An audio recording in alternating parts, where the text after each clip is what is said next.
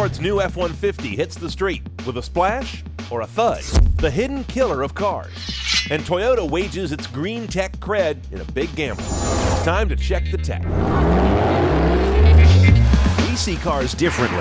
Nice. We love them on the road and under the hood, but also check the tech and are known for telling it like it is. Ugly is included at no extra cost. The good, the bad, the bottom line. This is CNET on Cars. Hello and welcome to CNET on Cars, the show all about high-tech cars and modern driving. I'm Brian Cooley.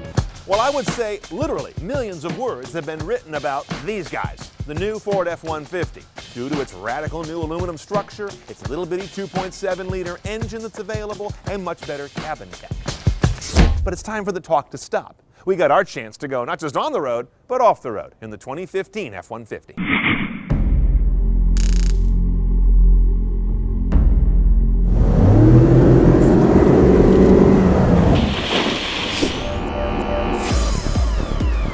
Ford has dramatically recast the F-150. It may be the biggest gamble you see a major automaker take in your lifetime. What are they thinking and why? Let's dig into it as we drive the all-new 2015 F-150 and check the tech.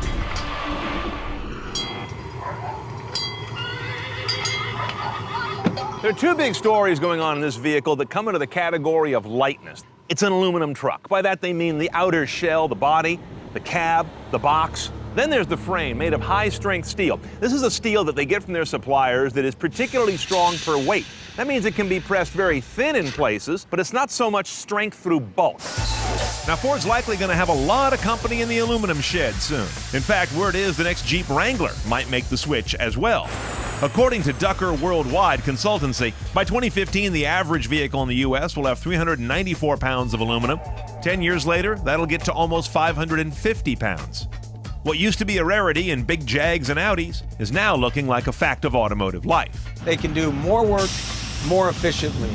This is a game changer for full-size pickups. The bottom line is they've shaved some 700 pounds of this vehicle off from the last generation.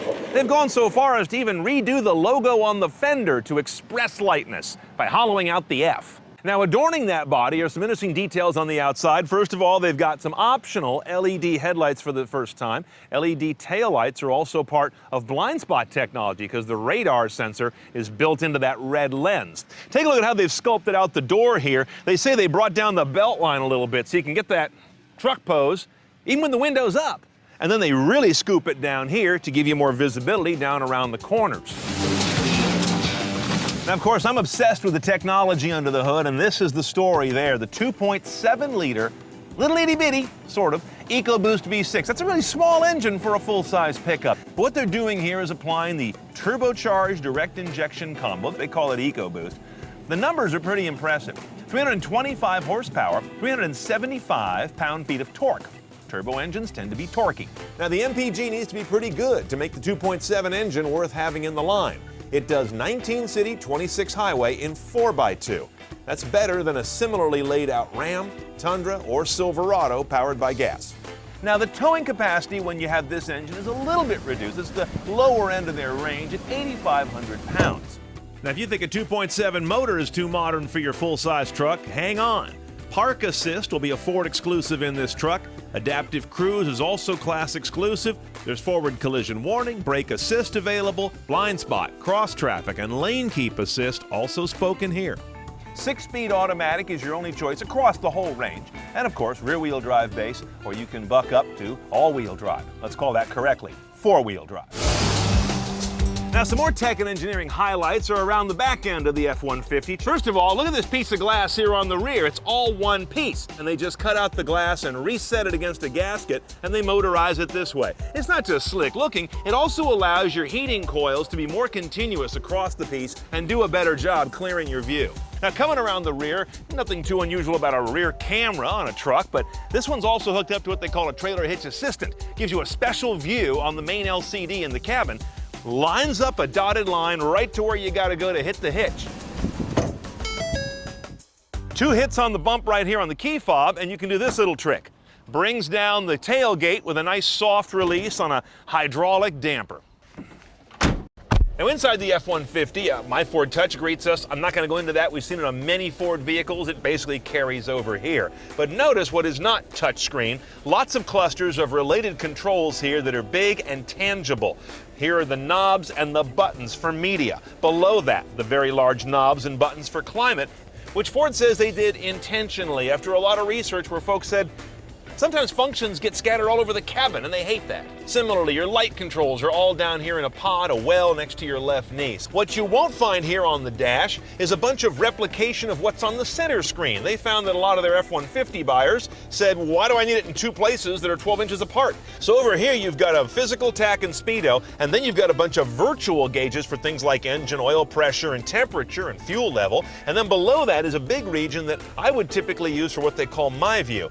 You can click down through your favorite 7 displays, chosen from dozens.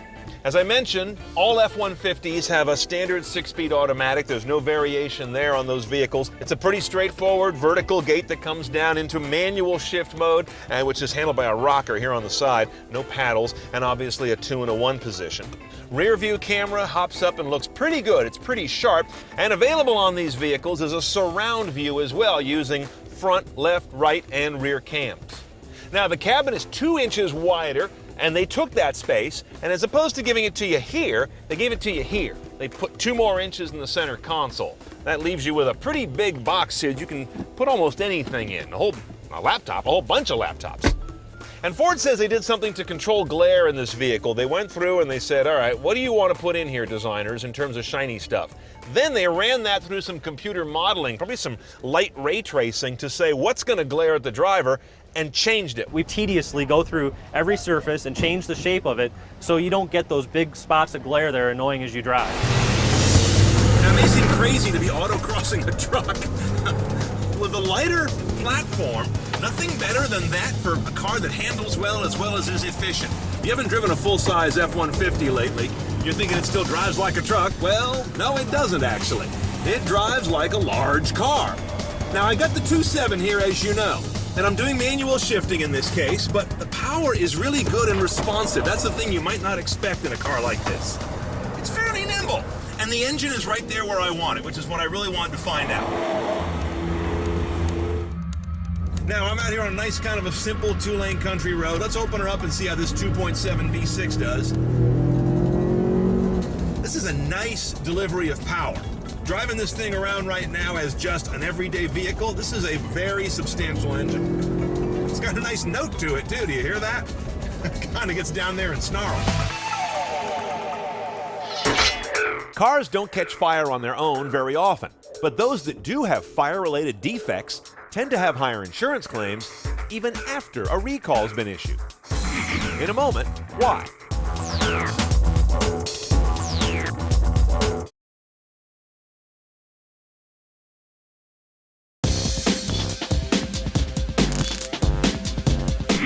Fire-related auto defects are scary and headline-grabbing, and the need to fix them should be real obvious. So why don't fire risk recalls get owners full attention? Well, U.S. car owners aren't real good about bringing their cars in for recall work, period. On average, 65% of recalled cars are ever brought in for the work, according to a Government Accounting Office study of recalls from 2000 to 2008. Wheels, tires, and brakes seem to get customers' attention the most. Cruise control, seats, and amazingly airbag issues have lower compliance levels. Compare that to Germany, where you can't register a car that isn't up on its recall repairs. Their compliance rate is 100%. Now, a fire-related recall may actually center on something like an electrical switch, or a hose clamp, or a seal. So don't try to guess if a recall is serious. It really pays to double-check if there are any fire or other open recalls on your car and tend to it. Because we also differ from Germany in another useful way. Here, the car maker's on the hook to pay for the recall.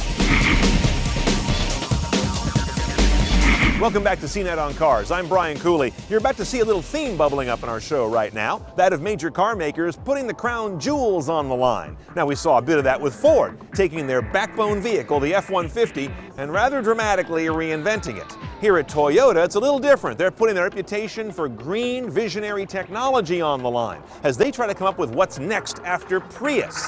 They think it's the Mirai fuel cell vehicle. which they believe is the road to the future.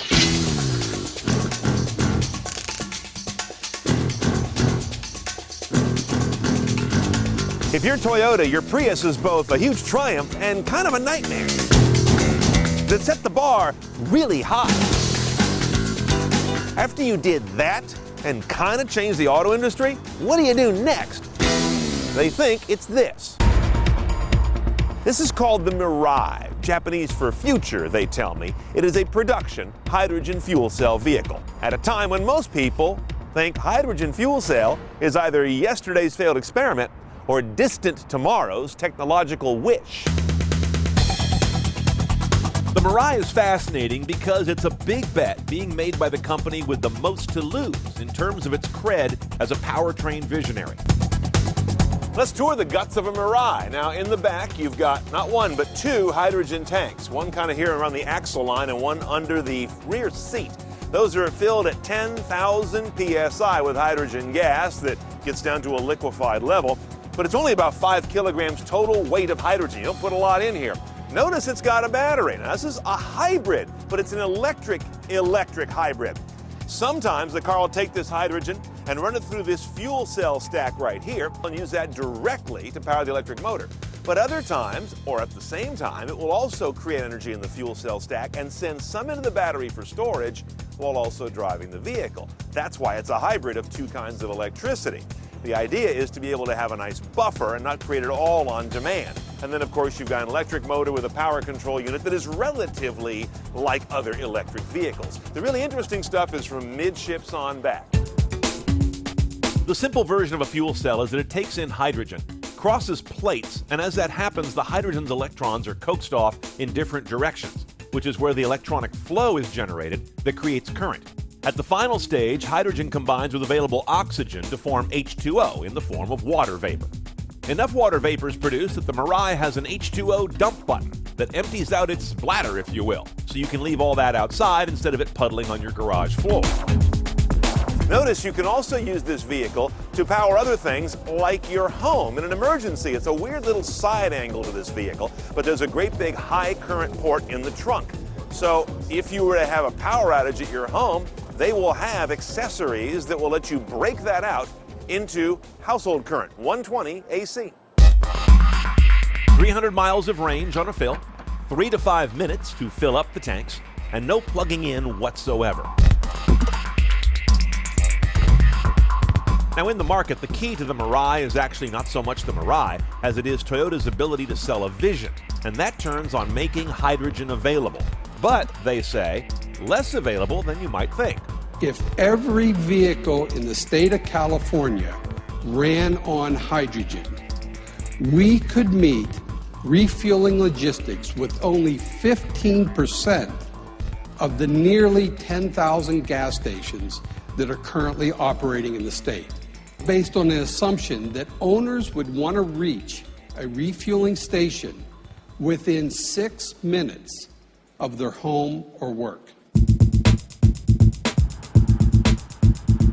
Okay, what's it like driving this advanced technology? Well, as Toyota is actually kind of proud to point out, it's sort of unremarkable. If you've driven an electric car before, it doesn't feel that much different. In fact, it doesn't feel any different at all. High torque, very quiet, the occasional whine of motor and reduction gears, but it feels like any other electric, which is what they were going for. They don't want this to be jarring or something you have to get used to, other than the different way you fuel it. I'll say this though, it does feel torquier and generally more powerful than a lot of other sort of mid-class electrics or plug-in hybrids I've driven. There's no lack of power or power assists, things like seat heaters and heated wheel and things you'd normally be nervous about in a battery car because you want to preserve that precious charge. In this car, they point out the behavior should be different because you'll be able to charge readily if you can fill it up at all in your area, and then you won't worry so much about being so parsimonious with the volts. Size of the vehicle on the outside is kind of closer to Camry than it is to Prius. And notice in the trunk, you do not have folding rear seats, and you do have a little bit of a limited trunk space there. Not bad, but there's some intrusion from where they have mounted the twin hydrogen tanks. Now, if you're just in this to save money, sit down. Sufficient hydrogen to cover, say, 300 miles will cost you around $50 in a Mirai. You can do that same distance for about $33 in a 4-cylinder gas Camry that costs a lot less up front. And for just $10 in a Nissan Leaf. Though with all the charging stops, it might take you days to get there. And it's anybody's guess where hydrogen prices would go should there be widespread adoption, because we're nowhere near that.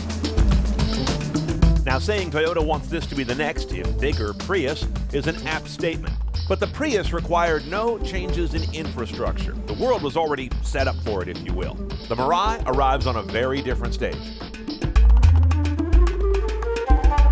Okay, the Mirai hits the U.S. fall 2015. Price will be around $57,500. That's steep, of course. It's new technology. Look for about $13,000 in federal and California credits, the only state where it's going to be sold initially. Later, they'll expand out to some Northeast markets. They have to follow the infrastructure, of course. But this is a major stake by Toyota, a vision not just of a vehicle, but of where they think infrastructure can reasonably go. And if they're right, this short circuits a lot of the headaches that surround battery electric today. In a moment, the costs of going electric and cars that are good choices to be your last when CNET on Cars returns.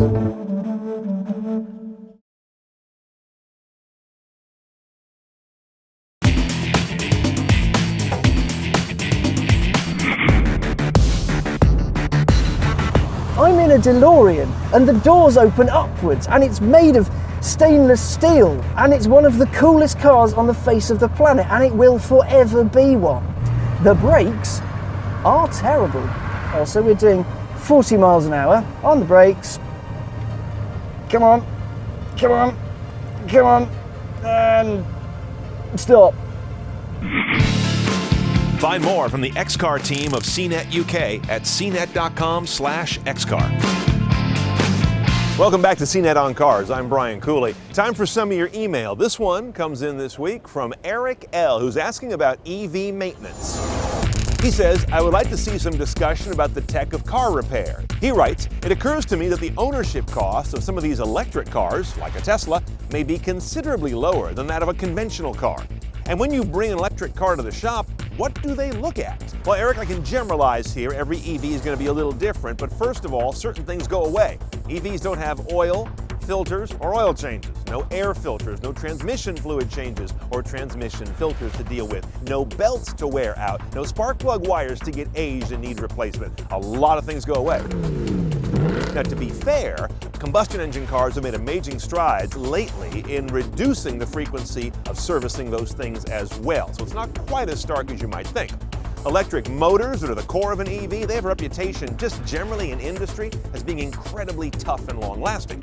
The planetary gearboxes that move the power to the wheels and adjust the RPM a little bit, those are kind of a mixed bag. It will vary by make and model of EV, and none of them have been on the road that long. Tires are interesting because EVs tend to be rather heavy and have a ton of torque. So depending how soft and grippy a tire they spec, those may wear out rather quickly, especially if they're on the drive wheels. But all EVs are heavy and put a lot of weight on the tires. Finally, the brakes are an interesting consideration. EVs do much of their braking by electromagnetic regeneration, basically reversing the motor electrically, not so much putting pads on disc. So your brake wear costs should go way down.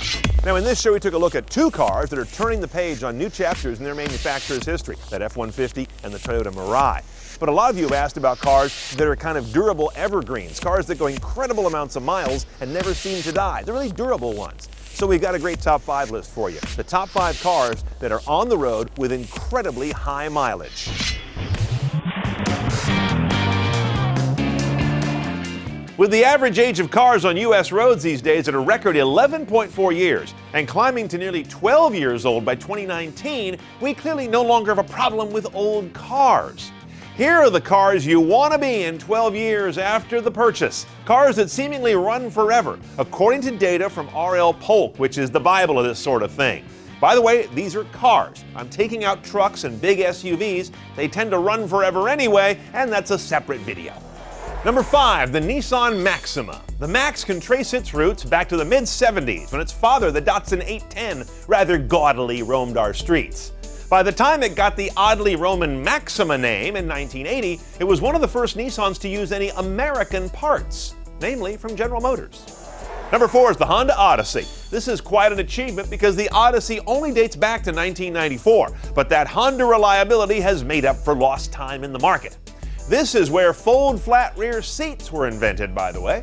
Most recently, Odyssey's innovations have veered off toward a built-in shop vac, which I find oddly wonderful. Number 3, the Toyota Avalon. I have a secret hunch that if you also ranked cars by average owner age, the Avalon might be number 1. It had old-school oddities for a Toyota, like a front bench seat and a column shifter. Who's that aimed at? However, your grandparents may have to now shop for a used Crown Vic because the Avalon got all sexed up last year. Dub even tuned one. Number 2 is the Subaru Legacy. Subi's parent company has roots in buses, train cars, and garbage trucks. I don't believe they know how to make something that breaks. Combine that with the fact that Subi buyers, for whom driving something old and worn just fits the look, and you have a tag team. Almost surprised it doesn't add up to number 1, except that would mean bumping the Honda Accord, our number 1. When the Accord launched, it was a sensation. The question for a year or two wasn't would you be buying an Accord, simply how much you were willing to bribe the dealer to allocate you one. The Civic had already established that you'd be getting one tough ride, only now with room and great looks borrowed from the classic Scirocco Generation 1. Damn, making myself want one. By the way, the Camry, the best-selling car ahead of the Accord, and from the company that most folks equate with durability, wouldn't quite make our list. It would come in at number 6.